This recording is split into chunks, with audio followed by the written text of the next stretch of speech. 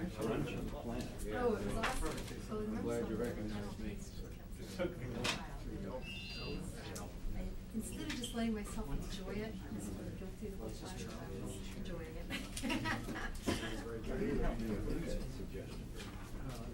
Oh, did he? Well, I told him what I wanted to do. He told me what he thought was good.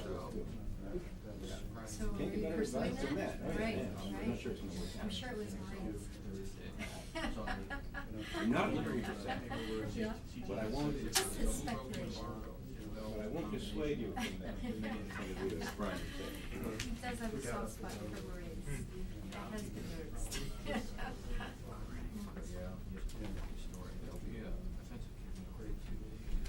Seems to loosen up and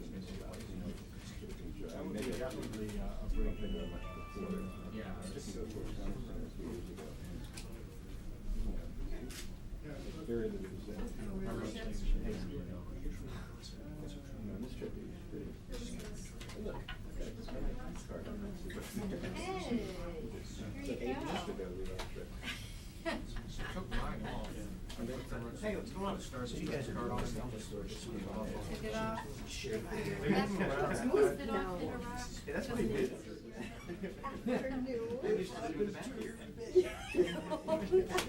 No story. Very clever program. Gotta love it. Gotta love GMS. This is keeps moving. I still think there's some irony about, APs sitting in Charlie Aldinger's seat. Yeah. I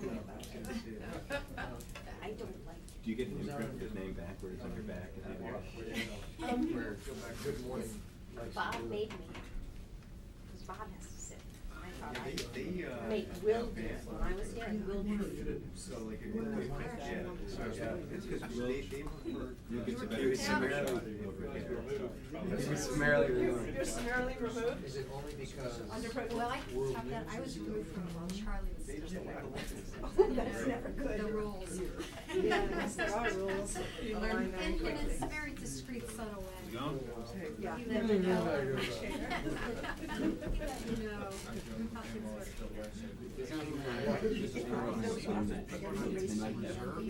No, really. Not to be I know what you mean.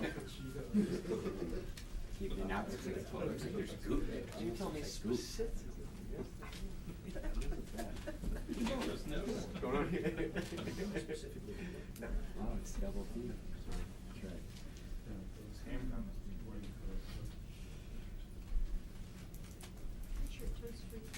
Either with No, I haven't. or there's nothing else going on. Your list is good. Can I just add? So you're here for now?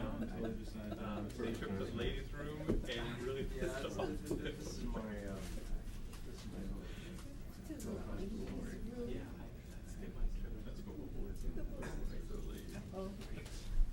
what we'll do.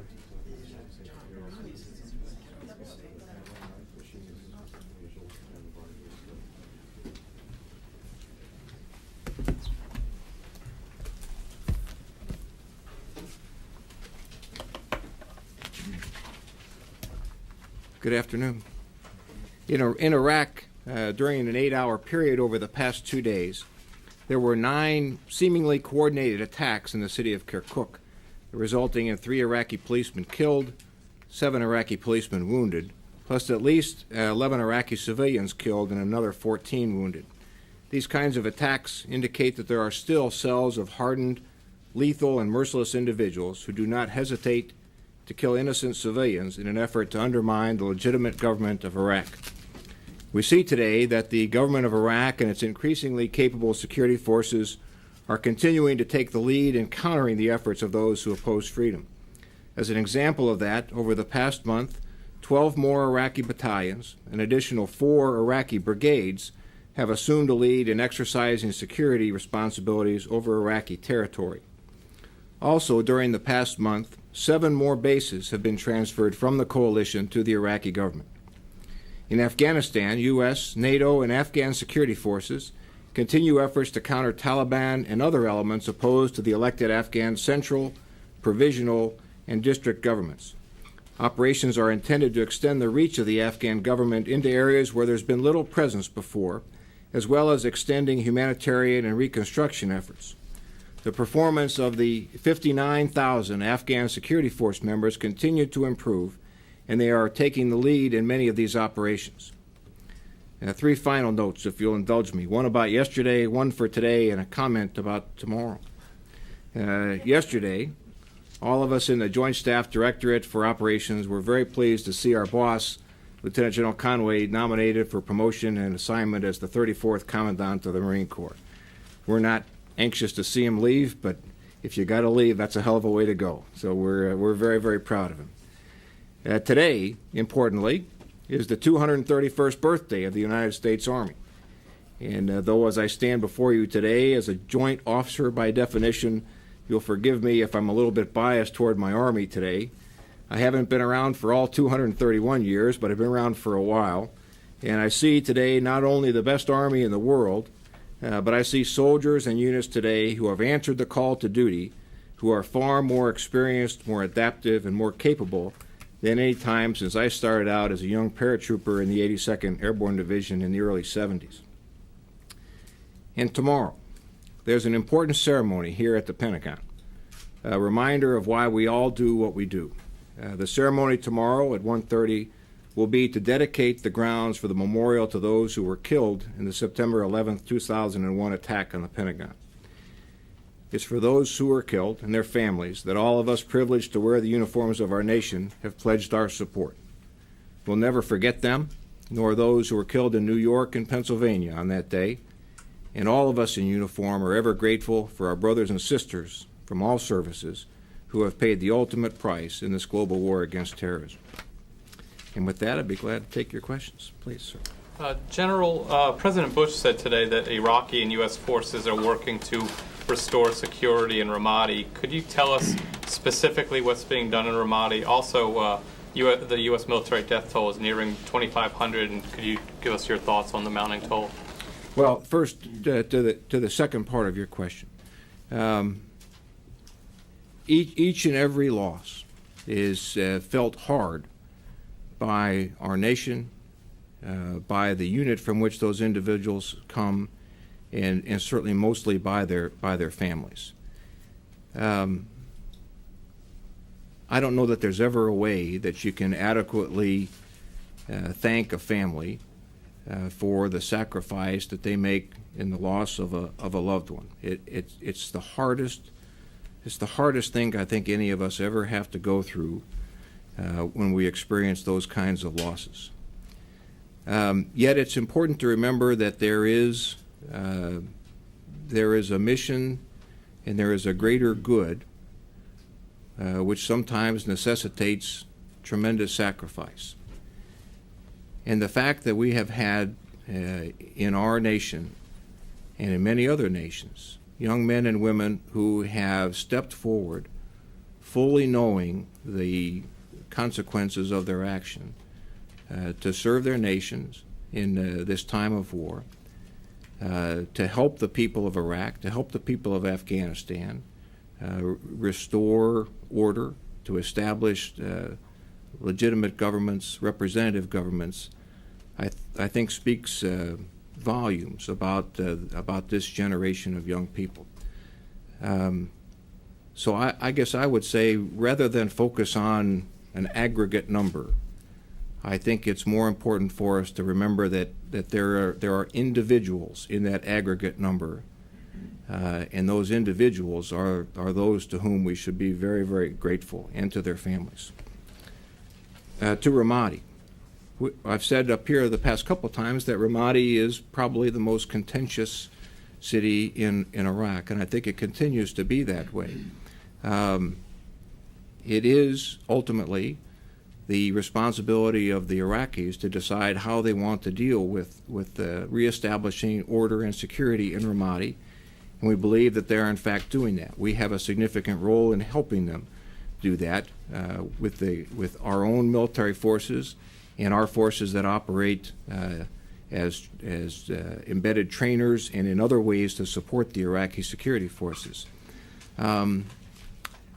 I think those who are looking for perhaps a large-scale offensive may be somewhat off the mark. And I think what we will see is increasingly is the Iraqis finding ways to increasingly establish the presence of Iraqi security forces, and we'll help them do that in any way that we can. Can I just follow up on that quickly? Sure. Back in October, the Marines put out a statement. They were handling what was called Operation Doctor back then, handing out medical supplies. And the statement at that time said of Ramadi, signs are pointing to a city that is ready for change.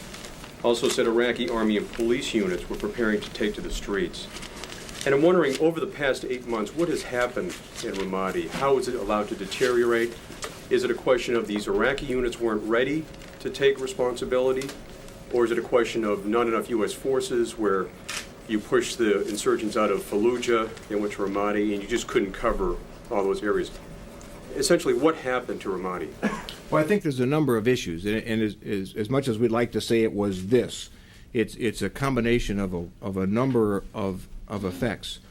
One of them, and I think perhaps the most significant, I believe it's important to remember that Al Qaeda in Iraq, other insurgent organizations, and those other entities that are opposed to the progress that is occurring in Iraq, I think they see that there is a limited window in which they can operate, and Ramadi may be an example of that, where there was progress that was being noted, and there may be, the reason that we are where we are today is that Al Qaeda in Iraq and others made a very, very concerted effort through campaigns of intimidation, murder, and other threats to try to prevent the progress that you talked about in terms of security and other governmental functions. And so there is a contest there, and it's ongoing, and it's going to be a tough one. It's more than just military. There's obviously a reconstruction and a humanitarian and governmental aspects to all of this, and certainly the U.S. military has a role in helping the Iraqis be successful, and we'll certainly do that. Progress being noted there at the time, why couldn't you capitalize on that? And why were the insurgents allowed to basically, pull that back? Yeah, I don't know. I mean, certainly we'd like to see, uninterrupted progress in all areas. But I think the nature of this conflict, the nature of insurgency, is sometimes there are ups and downs. There are fluctuations in areas where you're able to have success, and sometimes it's a 2 steps forward, 1 step back, and we've got to keep wrestling with that. John? Yeah, General, if I could ask you to talk about this Baghdad security plan, Together Forward or Forward Together. A couple specific questions about it. One, I'm a little confused about the numbers. Yesterday, the Iraqis suggested it was 70 to 75,000 personnel that would be involved in this. The president put out some lower numbers today. And also, where are these troops coming from, these additional troops? The Iraqis, are they coming from other parts of the country into Baghdad? And finally, Tony Cordesman has put out an analysis of this morning, saying that there's been some situations in Baghdad where areas that had been bad but secured are now becoming what he described as red again, that you have an expansion of the truly dangerous and troubled areas of Baghdad in the last year or so. Well, I think part of that is what we talked about. There is some ebb and flow as you prioritize and move forces about inside Baghdad as well as across the country. Together Forward is an Iraqi operation, and I think that's what we've got to always maintain a focus on this. So in terms of numbers of Iraqis that are going to participate and exactly what they're going to do, that's something for the Iraqi government to talk about, and I think that's exactly the way that it should be. That's what we have been building toward over the past years, is to build the capacity within the Iraqi security forces so that when their government decides that they want their security forces to do something, they have the wherewithal to do that. And I think that's what we're starting to see in Together Forward. Again, there is clearly a U.S. role. There are U.S. forces and other coalition forces embedded with the Iraqi security force units, and they'll continue to do that in providing assistance, mentoring, training, and bringing to bear the effects that the Iraqi security forces do not have. Fires, intelligence, collections, some of those capabilities that are resident only within the U.S. and other coalition forces. I think it's going to be very interesting to see how this develops over the coming days. But importantly, the fact that the Iraqi government has recognized the necessity of doing this, the necessity of bringing under control those who are armed, who are outside of the security force construct, all of those, I think, are very, very good and positive signs. General, Yes, sir. Please. $94 billion. I'm sorry. Go ahead. General, when you talk about Ramadi and how it would be primarily the Iraqi government's responsibility to rebring order and security, are you saying that any operation there would be primarily Iraqi security forces? And on another subject, can you talk about what prompted the upcoming or the offensive in Afghanistan?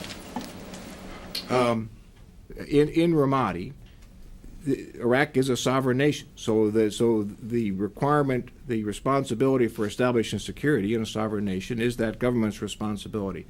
There will be discussions between local and national level security force and government leaders as to what the role of the U.S. will be in supporting the Iraqi security forces in reestablishing security in Ramadi. So I think what you'll see likely is in some parts of the city, in some parts of the area, there may be U.S. forces in the lead. And in other parts, there'll be Iraqi forces in the lead supported by the U.S. But overall, the responsibility resides with the Iraqis. In Afghanistan, particularly in the south, in the 4 southern provinces of what will ultimately be Regional Command South of ISAF, there has been some of an increase in the number of incidents by Taliban and other forces which are opposed to the central Afghan government. Part of that is certainly an aggressive campaign by the Taliban and others to recruit, to try to reestablish their influence in a number of areas. Part of that also is attributable to Afghan security forces, supported again by the coalition, and other nations' forces operating in areas where there has not been substantial security force presence, Afghan or other, for some period of time. So there are pockets, if you will, in some of the districts in those 4 provinces where there has not been much security force presence. And so when there is now security force presence, there is some conflict there, and I think that's largely what we're seeing. Yes, ma'am. As far as Al-Qaeda in Iraq is concerned, do you have any new information about a successor to al-Zarqawi? Well, we've seen the public announcements, I think, as you all have, and we'll have to see how that develops. What is important for us from a military standpoint is the death of Zarqawi, we clearly recognize does not equate to the death of that organization. And so Al-Qaeda in Iraq remains a very, very deadly and dangerous organization. And it's very likely that someone is going to step forward and try to exercise control over that organization. We'll watch that very, very carefully. It's not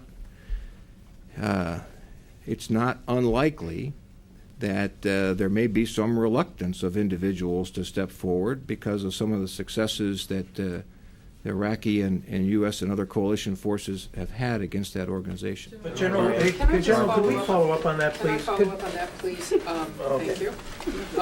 Of course, General Caldwell has already identified this Egyptian man, Abu Ayyub al-Masri, in his press conferences in Baghdad as the person you believe is Zarqawi's designated successor. I'm wondering if you can tell us any more about this Egyptian, how he came to this, how it is that the U.S. military is so convinced, in fact, he is already in place as Zarqawi's successor, and a couple of details about him, his rise to such a prominent role, how he got to this place.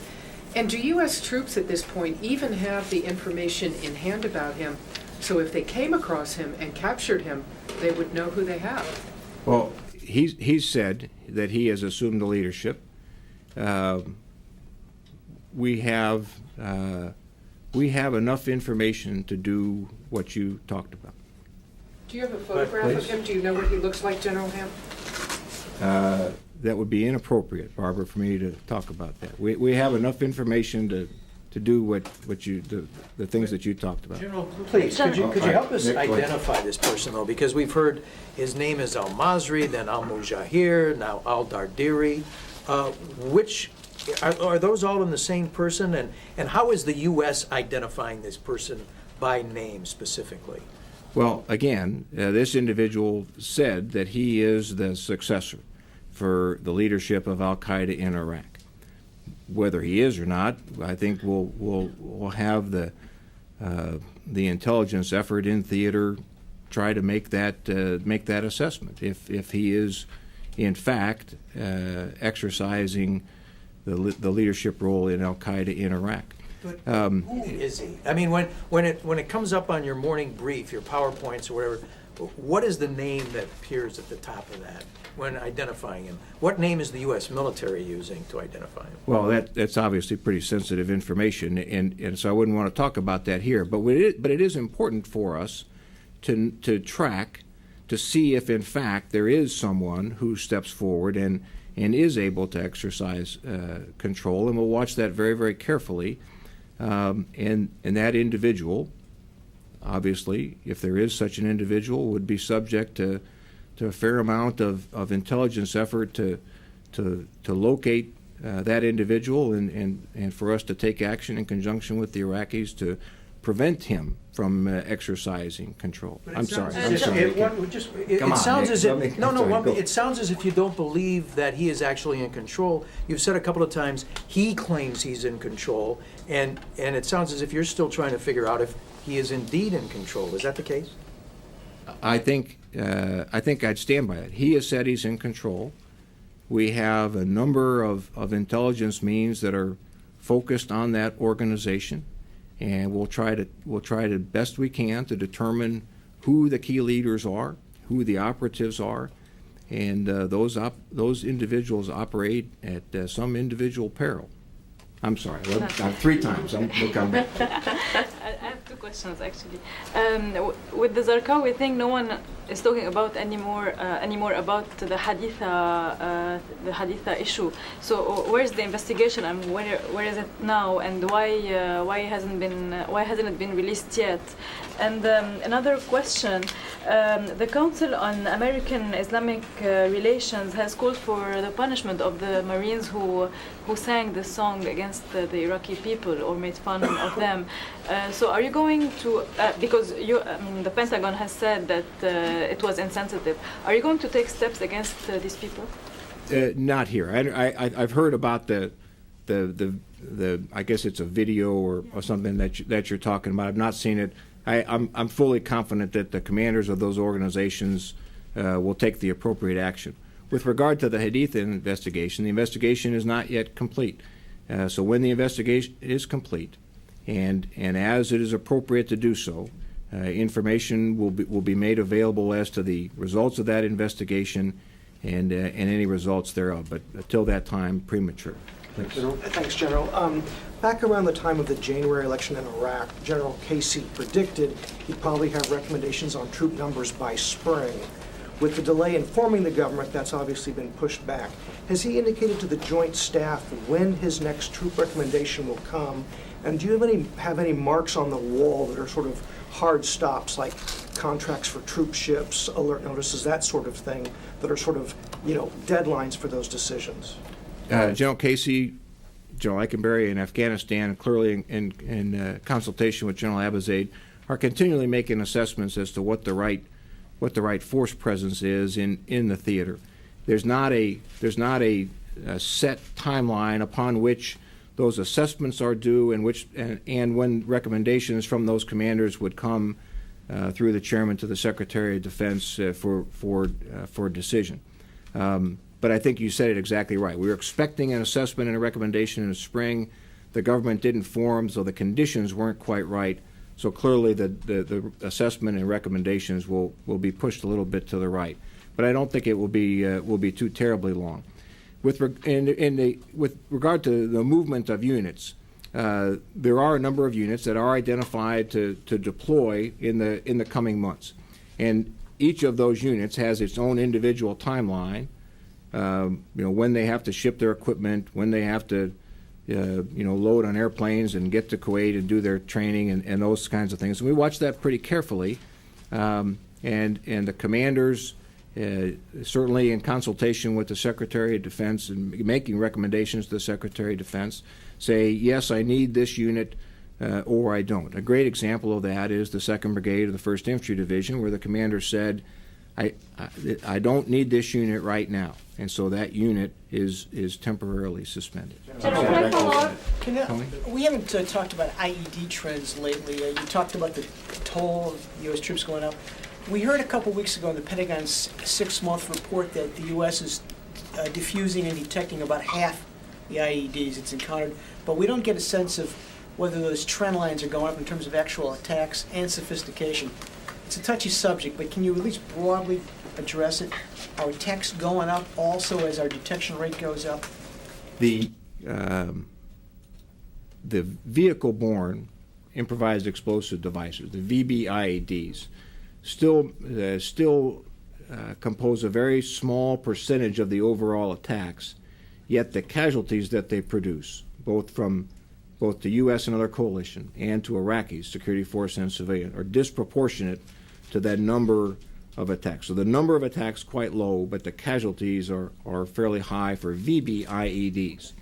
For IEDs, roadside bombs, the efforts of the Joint IED Defeat Office are starting to prove beneficial. And you'll remember, many of you have received a briefing from General Meigs and his folks that says this is a holistic approach. There's a technical piece of this. There's a tactical piece of this in how you operate. There's clearly an intelligence piece to this as well. So we are seeing good progress in the detection of IEDs. We are seeing good progress in the identification of IED cells, but the overall numbers have increased over the past several months. General, yes, maybe two more. When the supplemental was passed this week in Congress, it was passed without a ban on using the money for permanent bases in Iraq.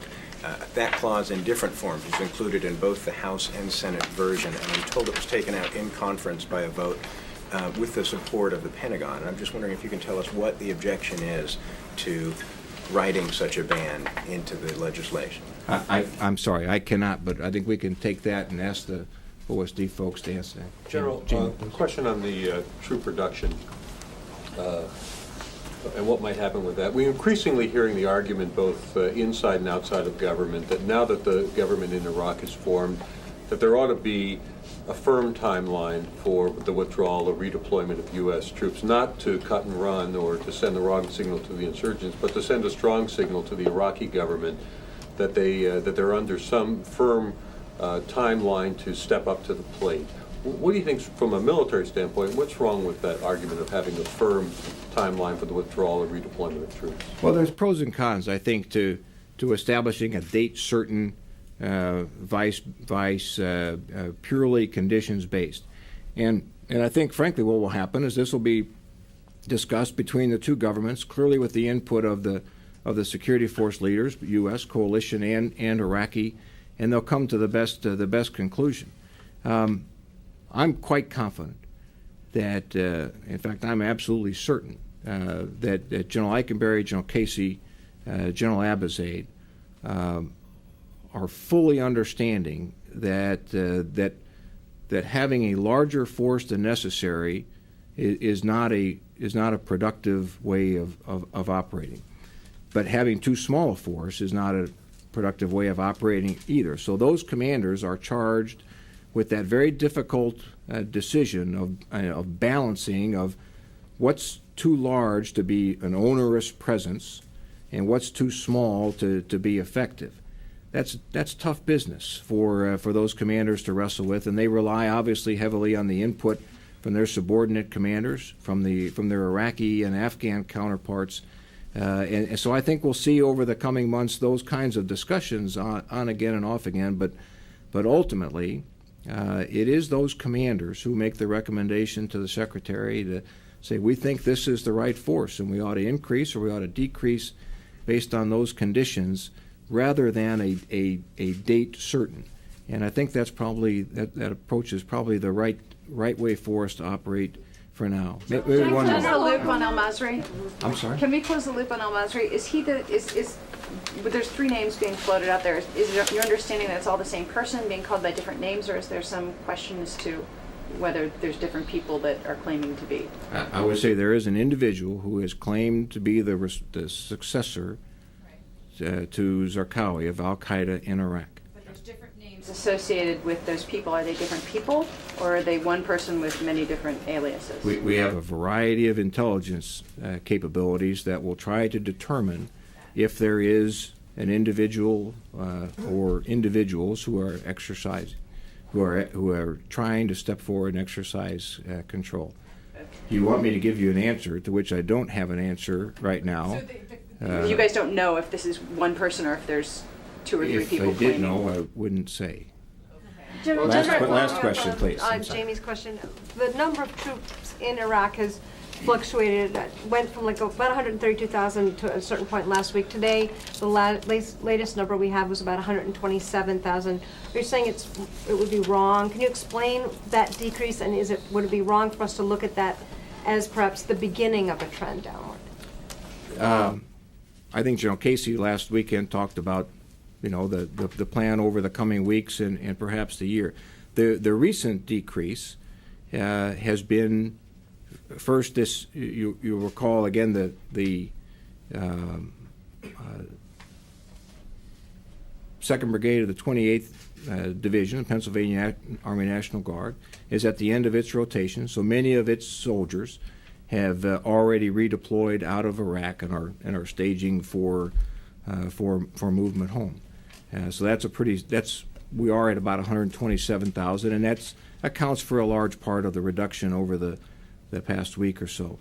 I think it's not unlikely to see in the coming weeks and months the number's going to fluctuate. There'll be weeks where the number goes up because we're replacing units, and as we replace units, you all know there's 2 units in the same place at the same time, and then there'll be weeks when the numbers, like this week, where the numbers go down. So the overall strategy, it's important to remember, is not driven by numbers but by effect, and as the Iraqis are able to exercise greater responsibility and independence, then over time, we would certainly like to see the U.S. number come down. Okay, thanks. We'll leave this question. Is what we're seeing now the beginning of a drawdown, or just what you sort of refer to as the rotational ebb and flow that we normally see as the numbers? This week, I think, is this brigade that's at the end of its deployment coming out, and the rest will depend on the recommendations that come up from the commanders to the Secretary. Thanks, y'all, very much. Sir, thanks, Jim. Sorry, we don't have time for any more questions. We're really busy. I'd like to stay and ask more questions.